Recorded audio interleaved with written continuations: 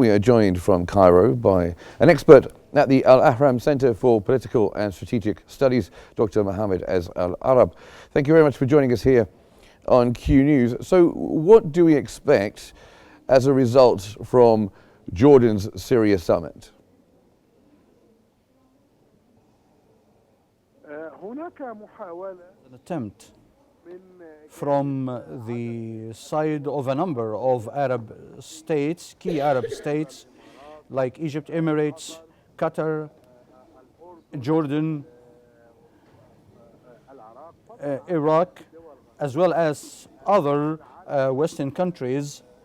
They are all working to secure a safe and peaceful transition of power in Syria for a number of considerations. The first one is the importance of the stability of the situation in Syria because it is bound to the regional stability as a whole. When there is a conflict or when there is a confrontation if there is a crisis, the impact will not be only limited to the inside of Syria, but it will be ramifying to other areas and other regions and other states around Syria, whether directly or indirectly. And this would be in the same context that we have seen over the last 1.5 decades of the era of Bashar al-Assad, or like what happened in other Arab countries and other regional places like in Iraq after the occupation in 2003 and Afghanistan after being invaded in 2001. The other consideration is that the vacuum of power or the non-state situation or the non-regime situation would be urging some terrorist organizations and extremist groups to fill such vacuum. And this is basically the thing that nobody among the people who would meet in Amman tomorrow would be accepting. They will be working not to allow the expansion of any of these organizations or groups into some areas inside Syria. Therefore, there is a fear of their spread to other areas in Syria or outside Syria. The third consideration is that the Middle East region is full of conflicts and crises.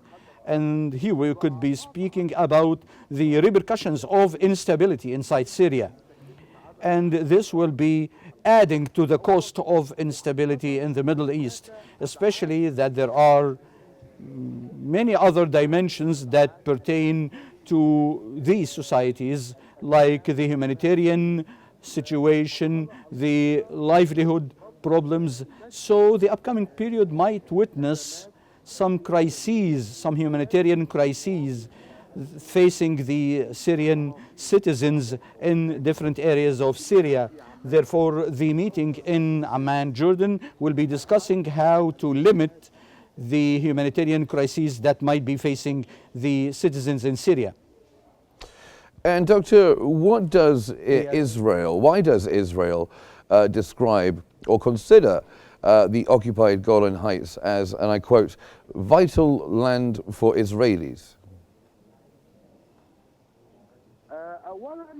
First, Israel is trying, it's trying to take the opportunity of what is happening and to make use of the situation to start new fronts of confrontation in a way that leads to a military escalation to destabilize Syria. They do that for many considerations, the first of which is that Israel, under Benjamin Netanyahu, is moving towards more expansion and more occupation of Arab territories in different places.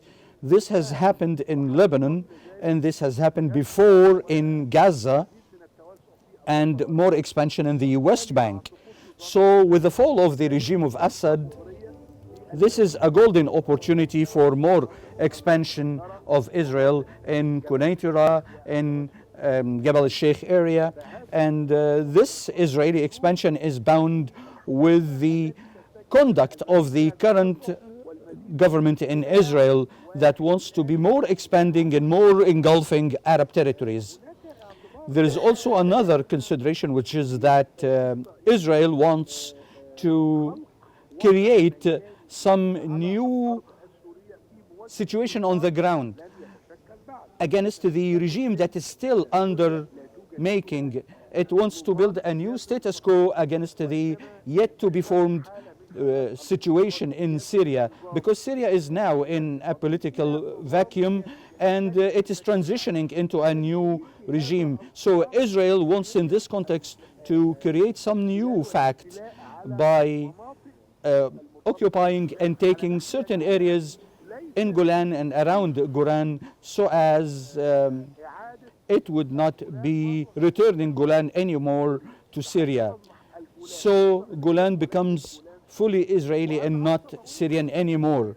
The utmost thing that Israel can do is to release some other parts that it has already controlled, to send a message to the Syrians that in case the Syrians would demand once again the Golan Heights, this would be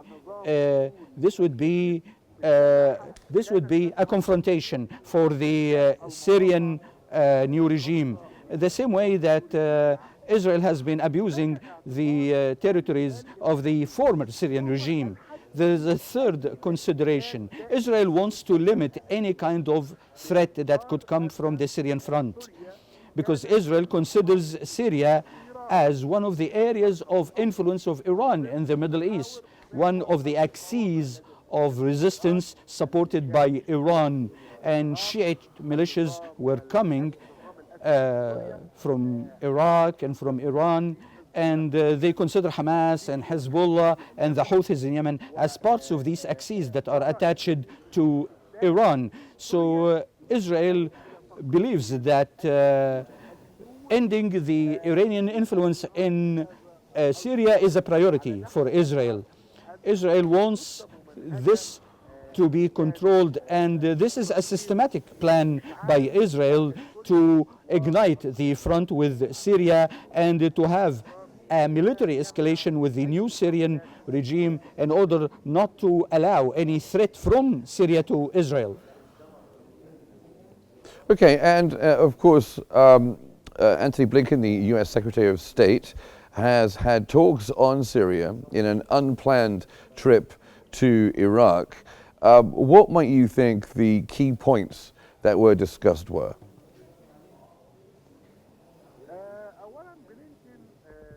Blinken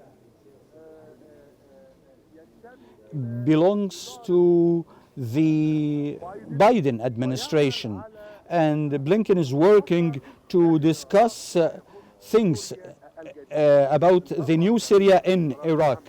He met with the Prime Minister of Iraq, Mohamed Ezz Al-Arab, and the American administration is trying through this kind of contact to revive the opposition against Assad, to build a comprehensive government that would limit the influence of the Islamic groups. But it's apparent that Blinken and the Prime Minister of Iraq, Sudani, discussed a number of issues, including the conviction among a number of states that Syria, while transitioning from the Assad regime to another regime, should be protecting the minorities and forming a government that is not sectarianist.